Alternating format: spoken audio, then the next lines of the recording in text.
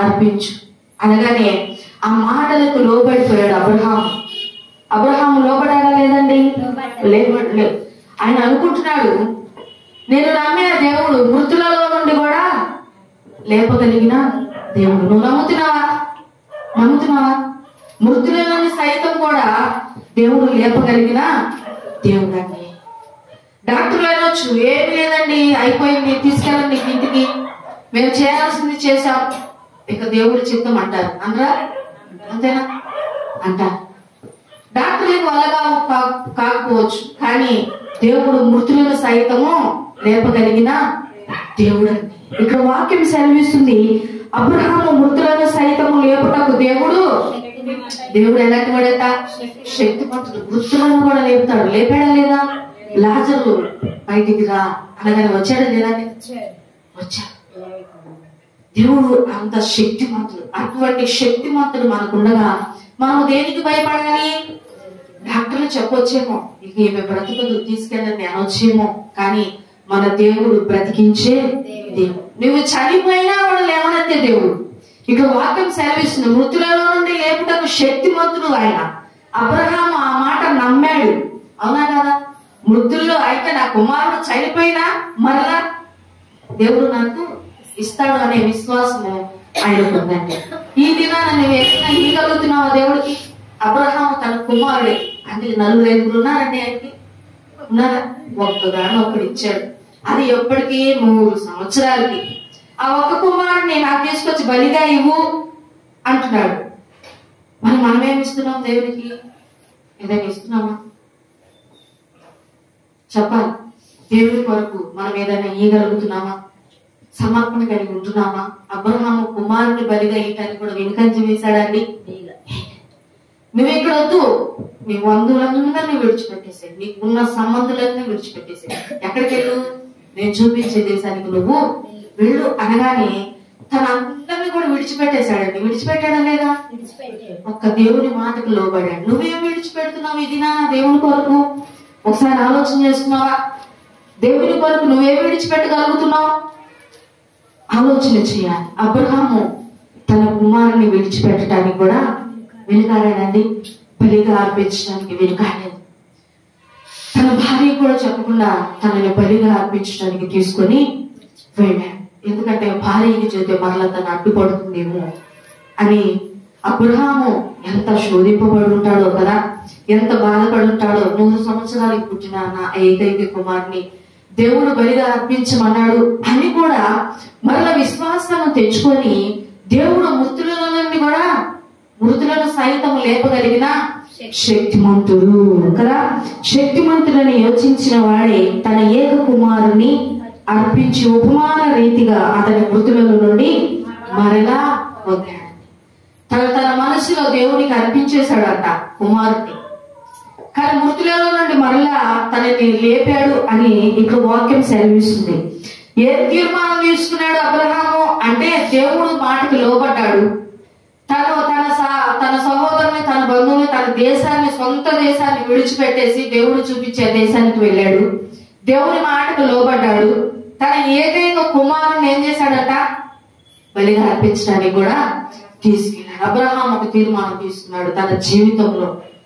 నమ్మకమైన వాడు దేవుడు, మృతులను సైతం లేపగలిగిన శక్తిమంతుడు ఆయన. మృతులను సైతం లేపగలిగిన శక్తిమంతుడు ఆయన. నీకు తోడుగా ఉంటే ఆ మృత్యువు నీ దగ్గరికి కూడా వస్తుందండి? రాదు. ఎవరు తోడు ఉండాలి? మనిషి తోడు కాదు. మనిషి తోడు మనకు అవసరమా అంటే అవసరం లేదు. మనిషి ఎంత తోడున్నా వాళ్ళు మనకి ఏదైనా సహాయం చేయగలరా అంటే ఏది కూడా చేయలేరు.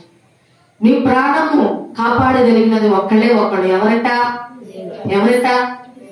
యేసయ్య మాత్రమే. మృతులలో నుండి లేపగలిగిన శక్తిమంతుడు లాజరు బయటికి. అప్పటికి ఎన్ని రోజులండి?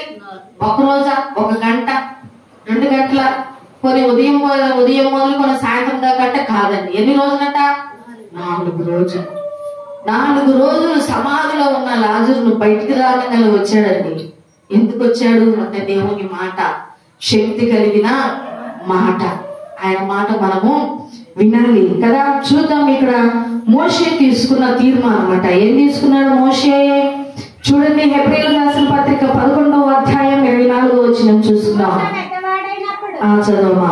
మోషే పెద్దవాడైనప్పుడు విశ్వాసమును బట్టి ఐగుప్తు ధనము కంటే క్రీస్తు విషయమైన నింద గొప్ప భాగ్యమని ఎంచుకొని అల్పకాలము పాపభోగము అనుభవించుట కంటే దేవుడి ప్రజలతో శ్రమ అనుభవించుట మేలని యోచించి ఫరో కుమార్తె యొక్క కుమారుడిని అనిపించుకొనుటకు ఒప్పుకొనలేదు. ఏలయనగా అతడు ప్రతిఫలముగా కలగబోవు బహుమానమందు దృష్టి ఉంచెను. విశ్వాసమును బట్టి అతడు అదృశ్యుడై వాణిని చూచినట్లు స్థిరబుద్ధి గలవాడై రాజగ్రహమునకు భయపడగా ఐగుప్తును విడిచిపోయిను. చాలా ఇక్కడ వాక్యం సెలవిస్తుంది. మోషే తీసుకున్నాడు తీర్మానం. మోషే పెద్దవాడైనప్పుడు విశ్వాసమును బట్టి ఐగుప్తు ధనము కంటే క్రీస్తు విషయమైన నింద గొప్ప భాగ్యమని ఎంచుకున్నాడు. ధనము కాదు నాకు కావాల్సింది, నేను ఒక రాణికి కొడుకుని అనిపించుకోవడం కాదు నాకు కావాల్సింది. ఏమనుకున్నాడంట ఆయన? చూడండి, ఐగుప్తు ధనము కంటే క్రీస్తు విషయమైన నింద గొప్ప భాగ్యమే. ఎవరైనా అనుకుంటారండి ఎలాగా? మంచి ఆస్తి ఉంది, అవునా, సంపద ఉంది, రాజు కాగలడు, కానీ అవన్నీ కూడా విడిచిపెట్టాలి అనుకుంటున్నాడు మోషే. ఎందుకు అంటే దాని వల్ల నాకు కలగబో బహుమానం, దేవుడిచ్చే బహుమానాన్ని చూస్తున్నాడు కానీ ఈ లోక సంబంధమైన బహుమానం మీద ఆశ పెట్టుకోలేదు మోషే. మనమైతేనో ఈ లోక సంబంధమైన భోగభాగ్యాలను అనుభవించాలని ఆశపడుతూ ఉంటాం. అవునా కదా? అవునా కదండి? దేవుని వెనకేస్తూ ఉంటాం. సంపాదన సంపాదన సంపాదన, డబ్బు కొరకు మనం ఎదురు చూస్తుంటాం. కానీ ఇక్కడ మోషే తను రాణి కుమారుణ్ణి అని అనిపించుకోవడానికి తనకి ఇష్టము లేదు. దేవుడిచ్చే బహుమానం కొరకు ఆయన ఎదురు చూస్తున్నాడు కానీ ఈ అల్పకాల పాప భోగాలు నాకు అవసరమో లేదు అనుకుంటున్నాడు మోషే కదా. విశ్వాసమును బట్టి ఐగుప్తు ధనము కంటే క్రీస్తు విషయమైన నింద గొప్ప భాగ్యమని ఎంచుకొని అల్పకాల పాప భోగము అనుభవించుట కంటే దేవుని ప్రజలతో, ఎవరితో అంట? దేవుని ప్రజలతో శ్రమ అనుభవించుట. ఇక్కడ ఎంతమంది ఉన్నారండి? పనులు చేసేవాళ్ళు, బొట్టు పెట్టుకొని వెళ్ళేవాళ్ళు లేదా? పూలు పెట్టుకొని వెళ్ళేవాళ్ళు లేదా? ఎందుకని? క్రైస్తవులు అని తెలిస్తే వాళ్ళు పనిలోకి రాణిస్తారా? దేనికోసం వెళ్తున్నాం? ఆ పని చేసుకోవాలి, డబ్బులు కావాలి అని వెళ్తున్నాం. అది చాలా తప్పు కదా? అవునా కదా? ఇక్కడ ఏమైనా వాక్యం సెలవిస్తుంది? క్రీస్తు విషయమైన ఏంటంట? ఫరో కుమార్తె యొక్క కుమారుని అనిపించుకొనుట ఒప్పుకోలేదు కదా. ఇక్కడ ఏమనుందంటే పాప భోగం అనుభవించడం కంటే దేవుని ప్రజలతో, ఎవరితో అంట? ఎవరితో ఉండాలండి మనము? ఎవరితో ఉండాలి? దేవుని ప్రజలతో మనం ఉండాలి. ఆయన ప్రజలతోనే రక్షణ పొందిన వారితో, దేవుని యందు విశ్వాసం ఉంచిన వారితో నువ్వు కలవాలి, వారితో స్నేహం చేయాలి. అంతేకాని అన్యుల్లో కలిసిపోయి నువ్వు దేవుణ్ణి మర్చిపోయి వాళ్ళలాగా ఏమైపోతా ఉంటావు? నీవు కూడా తయారు అయిపోతావు. అవునా కాదా? అన్నిల్లోకి వెళ్ళిపోతే ఏమవుతా ఉంటాను కూడా వాళ్ళలాగా తయారైపోతావు, వాళ్ళలో కలిసిపోతావు. ఇక్కడ వాక్యం సెలవిస్తుంది క్రీస్తు విషయమైన నింద కదా. కాబట్టి ప్రియ దేవుని బిడ్డలారా, దేవుని బిడ్డలతోనే మీరు కలవాలి. ఇక్కడ వాక్యం సెలవిస్తుంది పాప భోగం అనుభవించడం కంటే దేవుని ప్రజలతో ఏం అనుభవించడం మేలంట? శ్రమ అనుభవించాలి కదా. అనుభవించుట మేలని యోచించి ఫరో కుమార్తె యొక్క కుమారుడని అనిపించుకొనుటకు ఒప్పుకోలేదండి. మనమైతే ఎన్ని విడిచిపెడతామండి? విడిచిపెడతామా? విడిచిపెట్టలే. ఈ లోకంలో ఇక్కడ సంపాదించే సంపాదన, ఇక్కడ సంపాదించే ఆస్తి, ఇక్కడ సుఖము, ఇక్కడ ఇహలోక సుఖము, ఇహలోక ఘనము మనకు కావాలనుకుంటాం. కానీ మోషే అయితే ఫరో యొక్క కుమారుడిని అనిపించుకోవడానికి ఇష్టపడలేదు. కానీ ఏమేంట? దేవుడిచ్చే బహుమానం, దేవుడిచ్చేది గొప్ప బహుమానం మనకుంది లేదా? నీకుంది, నాకు ఉంది. ఆయన మనకి గొప్ప బహుమానాన్ని ఇస్తాడు. ఈ లోకంలో ఉన్న ఈ ధనమంతా కూడా ఏమైపోతుందట? ఒకసారికి పాడైపోతుంది. ఎంత ధనమున్నా నీ ప్రాణం కాపాడిద్దా అంటే కాపాడిద్దా? ఎంత ధనమున్నా నీ ప్రాణాన్ని మాత్రము కాపాడలేదు. కానీ క్రీస్తు విషయమైన నింద గొప్ప భాగ్యమని నువ్వు ఎంచుకోవాలి. దేవుడు కావాలి కదా. ఫరో యొక్క కుమార్తె యొక్క కుమారుని అనిపించుకోలేదు, కానీ ఆ దేవుడిచ్చే బహుమానం కొరకు దేవుడు మోషే ఎదురు చూశాడు అని ఇక్కడ వాక్యం సెలవిస్తుంది. ఏదైనా అతడు ప్రతిఫలముగా కలగబో బహుమానమందు దృష్టి ఉంచెను. ఎక్కడ దృష్టి ఉంచాడంట చెప్పాలి? ఎక్కడ దృష్టి ఉంచాడంట? ప్రతిఫలముగా కలగబో బహుమానమందు దృష్టి ఉంచెను. విశ్వాసమును బట్టి అతడు అదృశ్యుడైన వారిని చూచుచున్నట్లు స్థిరబుద్ధి గలవాడై రాజా ఆగ్రహమునకు భయపడక, రాజు ఆగ్రహమునకు భయపడ్డాడండి మోషే? భయపడ్డాడా? భయపడ్డాడు. నాకు ఆ ఆస్తి కావాలి, నాకు ఆ సంపద కావాలి, నా రాజ సుఖాలు కావాలని మోషే అనుకోలేదు. కానీ క్రీస్తు విషయమైన నింద గొప్ప భాగ్యం అని ఎంచుకొని అక్కడ రాజు ఆగ్రహానికి కూడా భయపడ్డాడు అంటే మోషే భయపడలేదు. ఐగుప్తు విడిచి ఏం చేశాడంట? ఏం చేశాడు? వెళ్ళిపోయాడు. ఐగుప్తు విడిచి వెళ్ళిపోయాడు. తను కోరుకున్నదంతా కూడా విడిచిపెట్టేశాడు. వద్దు, నాకొద్దు, అల్పకాల పాప భోగాలని నాకొద్దు. ఏం కావాలయ్యా నీకు అంటే ఆ దేవుడిచ్చే ఆ బహుమానం నాకు కావాలి. మనమైతే ఇక్కడ ఈ సంపాదన కోసం మనం ఎదురు చూస్తుంటాం. ఆ సంపాదన కోసం ఒక్కోసారి మందిరం కూడా ఎగ్గొట్టేస్తూ ఉంటాం.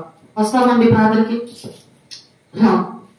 ఈ రోజు కొంచెం కూలి ఎక్కువ ఇస్తామండి, జీతం ఎక్కువ ఇస్తాం, ఈ రోజు ఆదివారం కదా, మరి రాండి అనగానే దేవుని మందిరాన్ని వెనకేసేస్తాం. ఎక్కడికి వెళ్తామంట?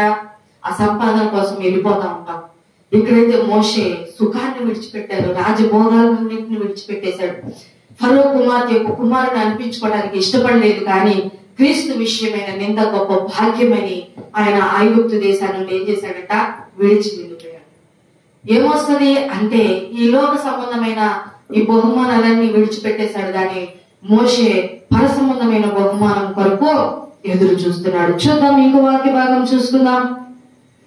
మోషే ఇశ్రాయేలును నడిపించే నాయకుడు అయ్యాడంట. ఏమయ్యాడండి? ఐగుప్తును విడిచి వెళ్ళిపోయాడా?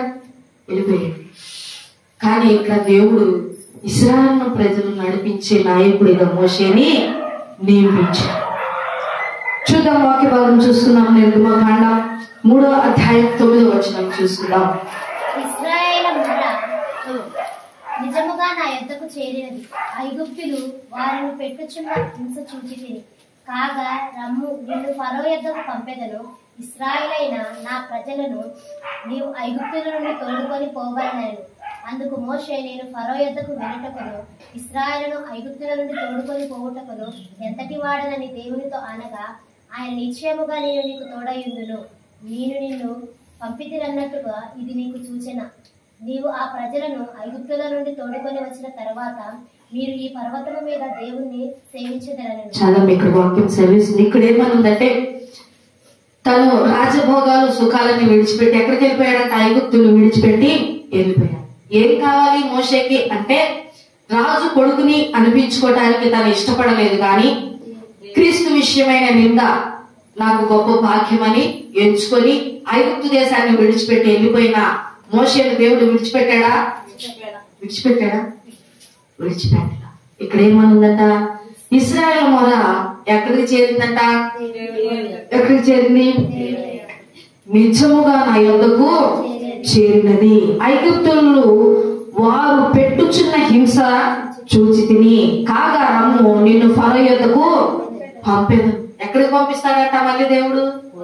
మళ్ళీ ఎక్కడికి పంపిస్తానంటున్నాడు? నాకు అది వద్దయ్యా, నేను విడిచిపెట్టి వెళ్ళిపోతున్నానని చెప్పేసి రాజు ఆగ్రహానికి కూడా భయపడకుండా ఐగుప్తు దేశాన్ని విడిచిపెట్టి మోషే బయటకు వచ్చేసాడు. కానీ దేవుడు తనని విడిచిపెట్టలేదు. ఇశ్రాయేలు ప్రజల మొర ఎవరి దగ్గరికి వెళ్ళిందట? దేవుని దగ్గరికి వెళ్ళింది. వాళ్ళు మొర పెడుతున్నారు కాబట్టి నేను వారి మొర చూశాను. నువ్వు ఎక్కడికి వెళ్ళాలంట? కాగా రమ్ము, నిన్ను ఫరో యొద్దకు పంపెదను. ఇశ్రాయేలైన నా ప్రజలు నీవు ఐగుప్తులు నన్ను తోడుకొని పోవలెన నేను. ఎక్కడికి పోవాలంట? ఐగుప్తులో నుండి తోడుకొని పోవాలి. నువ్వు ఇశ్రాయేలు ప్రజల దగ్గరికి వెళ్ళాలి. మోషే నిన్ను నేను ఎన్నుకున్నాను. ఎక్కడికి వెళ్ళాలి అంటే మరలా ఐగుప్తుకు నువ్వు వెళ్ళాలి. దేనికోసం అంటే ఇశ్రాయేలు మొరపెడుతున్నారు. వారి మొర ఎక్కడికి వెళ్ళిందంట? నిజముగా దేవుని యొద్దకు వెళ్ళింది. మనం కూడా మొరపెట్టాలండి. ఎలాగా అంటే నిజముగా మొరపెట్టాలి. ఆ ప్రార్థన ఎక్కడికి వెళ్ళిద్దంట? దేవుని యొద్దకు వెళ్ళిద్ది. దేవుడు చూసాడా లేదా? చూసాడా లేదా? మరి నీ ప్రార్థన నా ప్రార్థన దేవుడు చూస్తున్నాడా? దేవుడు చూడగలిగేంత ప్రార్థన నువ్వు చేయగలుగుతున్నావా? నమ్మకమైన ప్రార్థన నువ్వు చేయగలుగుతున్నావా? నువ్వు ప్రార్థన చేయగా దేవుడు నీ వైపు చూస్తున్నాడా? ఇక్కడ ఇశ్రాయేలు మొరపెట్టుగా ఆయన అంటున్నాడే నిజముగా చూశాను. ఏమంటున్నాడంట? నిజముగా. మనం మొరపెడితేనో చూస్తున్నాడా దేవుడు మన వైపు? ఆయన చూసేంత వరకు నువ్వు ప్రార్థన చేయగలుగుతున్నావా? ఇక్కడ వాక్యం సెలవిస్తుంది, ఇశ్రాయేలు మొర దేవుని సన్నిధికి చేరింది. కాబట్టి వారు పెట్టుచున్న హింస ఎవరు చూశారంట? దేవుడు. కాబట్టి ప్రియ దేవుని బిడ్డ, నిన్ను ఎవరైనా హింసించారనుకో నువ్వేం చేయాలి? వారిని కూడా హింసించాలి. నువ్వు కూడా వారిని హింసించాలి అన్నా. ఎవరైనా హింసిస్తే నువ్వేం చేయాలంట? వారు పెట్టే హింస ఎవరు చూశారంట? దేవుడు చూశారు. చూస్తే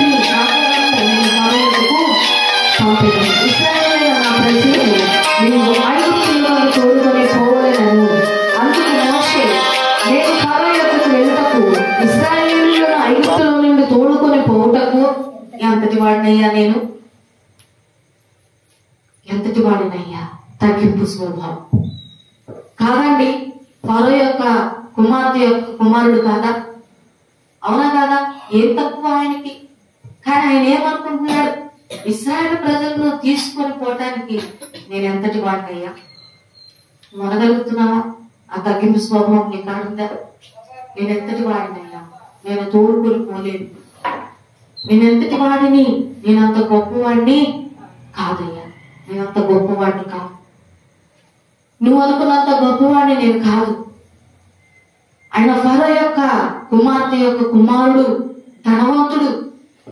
అయినా కూడా అన్ని పెట్టుకొని ఐగుప్తు దేశంలో నుండి బయటకు వచ్చిన ఆ మోషే, దేవుడు నిన్ను మరలా నేను ఫరో యొద్దకు నిన్ను పంపుతాను, ఇశ్రాయేలు ప్రజల్ని నువ్వు బయటకు తీసుకొని రావాలి అంటే ఆయన అంటున్నాడు, అయ్యా నువ్వు చెప్పినట్లు నేను ఇశ్రాయేలు ప్రజలను బయటికి తోడుకొని రావడానికి నేనెంతటి వాడు. తగ్గింపు స్వభావాన్ని తగ్గించుకోవాలి. మనల్ని మనము తగ్గించుకుంటే దేవుడు ఏం చేస్తాడంట? హెచ్చిస్తాడు. నిన్ను నువ్వు హెచ్చించుకుంటే తగ్గించబడతావు. కాబట్టి ప్రియ దేవుని బిడ్డలారా, ఆ తగ్గింపు స్వభావం మనకు కూడా కావాలి కదా. తోడుకొని పోవుటకు ఎంతటి వాడనని దేవునితో అనగా ఆయన అంటున్నాడు, నిశ్చయముగా నేను నీకు ఎవరంట? ఎవరు తోడుంటారండి? ఎవరు తోడుంటారంట మోషేకి? దేవుడు తోడు. ఎలాగా అంటే నిశ్చయముగా నేను నీకు తోడుగా ఉంటాను. నువ్వు భయపడొద్దు కదా. దేవుడు మనకు తోడుగా ఉంటే మనకి ఏ కీడు కూడా వచ్చిందండి, రాదండి. ఏ మరణమైనా మన దగ్గరకు వచ్చిందా? ఎవరు తోడున్నారండి? ఎవరు తోడున్నారంట? మనిషి తోడుంటే ఏం చేస్తారండి? నీవేదో శ్రమ చెప్పుకుంటావు, నీ ఇంట్లో ఉన్నది, ఇగో నాకు ఇలాగా మా ఇంట్లో ఇట్లా జరుగుతుందని మేము పక్కింట్లో చెప్తున్నాను అనుకో, వాళ్ళు పోయి ఎంతమంది చెబుతారు? చెప్పరా? చెప్తారు. నీ ఎగతాళిగా మాట్లాడతారు. నీ బాధ ఏదో నువ్వు వాళ్ళకి చెప్పుకుంటావు, నువ్వు వాళ్ళు వెళ్ళి 10 మందికి చెప్తారు, నేను ఎగతాళిగా మాట్లాడుకుంటావు. కానీ దేవుడు అలాగ చేస్తాడండి. నువ్వు ఎవరికి చెప్పుకోవాలంట? ఎవరికి చెప్పుకోవాలి? దేవునికి చెప్పుకోవాలి. మోషేతో అంటున్నాడు, నేను నిశ్చయముగా నీకు తోడుగా, నేనెంతటి వాడిని ఇశ్రాయేలు ప్రజలు నడిపించేంత శక్తి నాలో లేదయ్యా, నేనంత గొప్పవాడిని కాదు అంటే ఆయన అంటున్నాడు, నిశ్చయముగా నేను నీకు తోడై ఇందును, నేను నిన్ను పంపితిని అనుటకు ఇది నీకు సూచన. నీవు ఆ ప్రజలను ఐగుప్తుల నుండి తోడుకొని వచ్చిన తర్వాత మీరు ఈ పర్వతం మీద దేవుణ్ణి సేవించెదరు. నేను దేవుడు చెబుతున్నాడు, మీరు ఈ పర్వతం మీదకి వచ్చి ఎవరిని సేవించాలంట? దేవుణ్ణి సేవించాలి. అంటే వాళ్ళు విడుదల అవుతారు, నువ్వు తీసుకొని వస్తావు. దానికి నువ్వు సమర్థుడివి అని చెప్పి దేవుడు మరలా మోషేని ఎక్కడికి పంపించాడండి? ఐగుప్తుకి పంపించాడు. మోషే ఒక తీర్మానం తీసుకున్నాడు. ఏం తీసుకున్నాడు?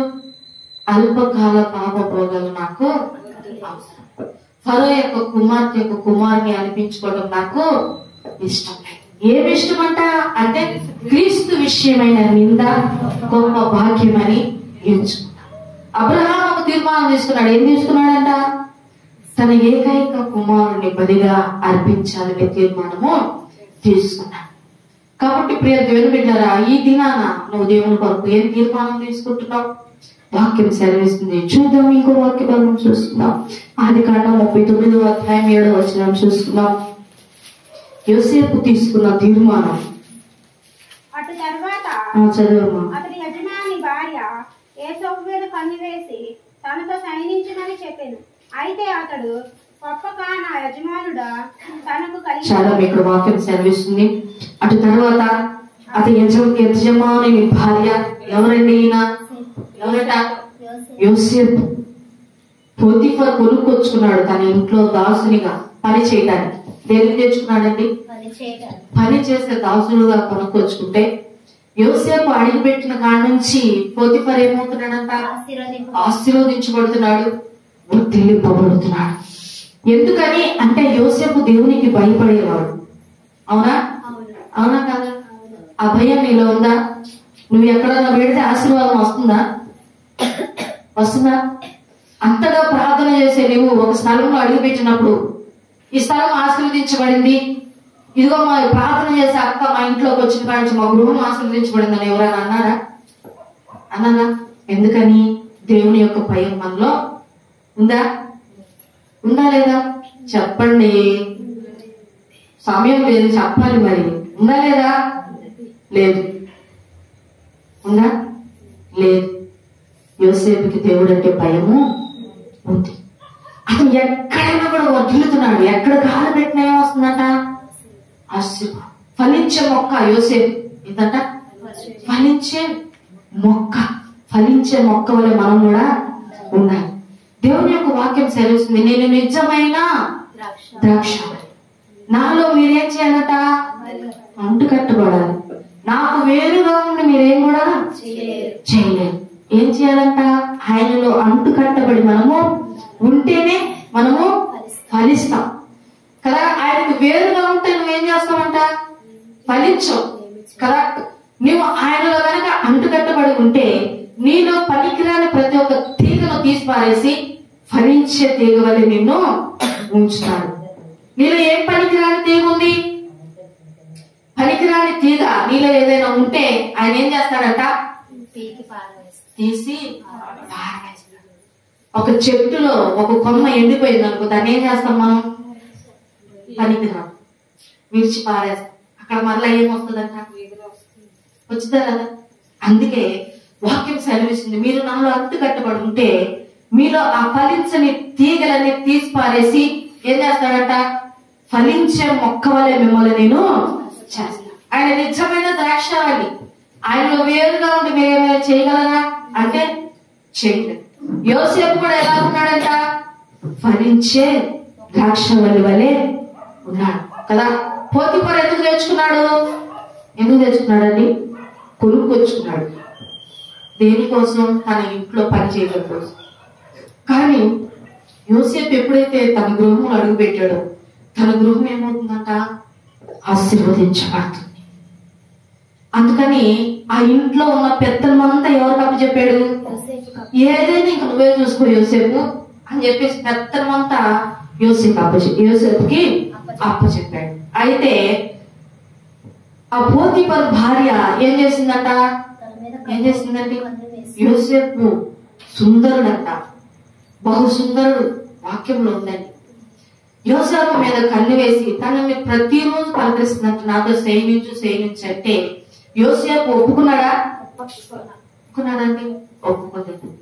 పాపానికి దూరంగా పారిపోయాడు. అలాగే తన భుజం మీద ఉన్న వస్త్రాన్ని కూడా ఏం చేశాడట? విడిచిపెట్టి వెళ్ళిపోయాడు. పాపానికి దూరంగా పారిపోయాడు. అలా ఉండాలండి. మనం కూడా ఏం చేయాలంట? పాపానికి దూరంగా తీర్మానం, ఒక మంచి తీర్మానం మనము తీసుకోవాలి. ఏం తీసుకోవాలంట? మనం ఆయనలో అంటుకట్టుబడి ఉంటే నీవు కూడా ఫలిస్తావు. యోసేపే కాదు, అంతేనా కదా? నువ్వు ఫలించవా? ఫలిస్తావు. నువ్వు ఎక్కడ అడుగు పెట్టినా ఫలభరితమైన మరియు ఫలభరితంగా ఉంటావు. యోసేపు తను ఎక్కడ అడుగు పెట్టినా కూడా ఏమవుతుందంట? ఆశీర్వాదం కదా. ఈ పోతీఫరు భార్య తన మీద ఒక నిందేసింది, తీసుకెళ్లి ఎక్కడేశారట? చెరసాలలో. చెరసాలలో వేస్తే చెరసాలలో నాయకుడు కూడా ఏం చేస్తున్నాడంట? ఆశీర్వదించబోతున్నాడు. ఆ చెరసాల నాయకుడు కూడా అక్కడ ఉన్న అధికారాలన్నీ కూడా ఎవరికి ఇచ్చారట? యోసేపు అప్పు చెప్పేసేసాడు. ప్రతిదీ నువ్వే చూసుకో యోసేపు అని చెరసాల అధికారి కూడా యోసేపుకి బాధ్యత అప్పు చెప్పాడు. యోసేపు చెరసాలలో ఉన్నట్లుందా అంటే లేదు. ఎలా ఉన్నాడంట? ఒక సొంత గృహంలో మనం ఎలా ఉంటున్నాము, యోసేపు కూడా అలాగా చెరసాలలో ఉన్నాడంట. తర్వాత రాజుకు ఒక కల వచ్చింది, యోసేపుని తీసుకొచ్చేసారు. అక్కడ ఏం చేశారట? యోసేపుని ప్రధానమంత్రిగా ఏం చేశారట? ప్రధానమంత్రిగా. రాజు ఉంగరం తీసి ఉంగరాన్ని ధరింపచేశాడు. ఆ రాజుకున్న 2వ రథం మీద యోసేపుని ఎక్కించాడు. ఫలభరితంగా ఉన్నాడు, ఫలించే మొక్క. అందుకే వాక్యంలో ఉంది యోసేపు ఎలా ఉన్నాడట? ఫలించే మొక్క. అలాగే మనము కూడా ఎక్కడైతే అడుగు పెడతామో అక్కడ ఎలా ఉండాలట? ఫలించేలాగా మనము ఉండాలి. అలా ఉండాలంటే మనం ఏం చేయాలి? దేవునిలో అంటుకట్టబడి ఉంటాను. నేను అంటుకట్టబడినంటే వేరేగా ఉంటాను అంటే నువ్వు ఇక దేని కూడా పనికిరా. పనికొస్తావా? పనికిరాని చెట్టు వలె ఉంటావు. ఎప్పుడైతే నువ్వు దేవునిలో అంటుకట్టబడతావో ఆయన నీలో పనికిరాని తీగులు ఏదైతే నీవు తీసి పారేస్తాడు. అప్పుడు మరలా కొత్త చిగురు వస్తుంది. నువ్వు ఫలించే మొక్క వలె ఉంటావు. వాక్యం సెలవిస్తుంది మంచి తీర్మానము నిన్నేం చేస్తుందంట? ఏం చేస్తుంది? గొప్ప చేస్తుంది. మంచి తీర్మానం మనం తీసుకోవాలి. ఎవరిలో అంటే దేవుని విషయంలో. ఎవరి విషయంలో అండి? దేవుని విషయంలో మనం ఒక మంచి తీర్మానం కలిగి ఉండాలి. అబ్రహాం అయితే తన కుమారుని ఈటని కూడా పేరు తెలియలేదు. మోషే అయితేనో అల్పకాల పాప భోగాలు విడిచిపెట్టేశాడు. ఐగుప్తు దేశంలో నుండి వెళ్ళిపోయాడు. దేవుడు అంటున్నాడు, వెళ్ళు, నా ప్రజలు నిజముగా మొరపెట్టారు, నేను వారు మొర విన్నాను, వారిని తీసుకొని నువ్వు బయటికి రావాలట. అయ్యా నేను ఎంతటి వాడినయ్యా ఇశ్రాయేలు ప్రజలు నడిపించడానికి కదా అంటున్నాడు. దేవుడు ఏమంటున్నాడంట? నిశ్చయముగా నేను నీకు తోడుగా ఉంటాను. నిశ్చయముగా నీకు. మనకి ఎవరు తోడు కావాలండి? దేవుని తోడు. మనకు కూడా దేవుని యొక్క తోడు కావాలి. ప్రార్థన చేసుకుందాం. తలలో వచ్చి కళ్ళు మూసుకున్నట్లయితే ప్రార్థన చేసుకుందాం. యోసేపు ఒక ఫలించే మొక్క వలె ఉన్నాడు. నీ తీర్మానం నేను గొప్ప చేస్తుంది. ప్రార్థన చేసుకున్నావు. వాక్యమర్థమైన ప్రార్థన చేయండి. నువ్వు దేవుని కొరకు ఏం విడిచిపెడుతున్నావు? అబ్రహాము తన ఏకైక కుమారుడు 100 సంవత్సరాలకు పుట్టిన కుమారుడిని దేవుని కొరకు విడిచిపెట్టాలి అనుకున్నాడు. నువ్వేం విడిచిపెడుతున్నావు దేవుని కోసం? మోషే విడిచిపెట్టేశాడు. ఈ ధనము నాకు అవసరం లేదు, ఈ సుఖము ఈ సంతోషం నాకు అవసరం లేదు, క్రీస్తు విషయమైన నింద నాకు గొప్ప భాగ్యం అని ఎంచుకొని ఐగుప్తు దేశాన్ని విడిచిపెట్టి బయటకు వెళ్ళిపోయాడు. నువ్వేం విడిచిపెడుతున్నావు దేవుని కొరకు? ఏం విడిచిపెడుతున్నావు? ప్రార్థన చేసుకున్నావు. యోసేపు అయితే పాపానికి ఒప్పుకోలేదు, పాపాన్ని విడిచిపెట్టి పారిపోయాడు. ప్రార్థన చేస్తున్నాడు. వాక్యమర్థమైన ప్రార్థన చేయండి. ప్రార్థన ఎవరు మౌనంగా ఉండొద్దు. దేవుని యొక్క సన్నిధి మన మధ్యలో ఉంది. ప్రార్థన చేసుకుందాం.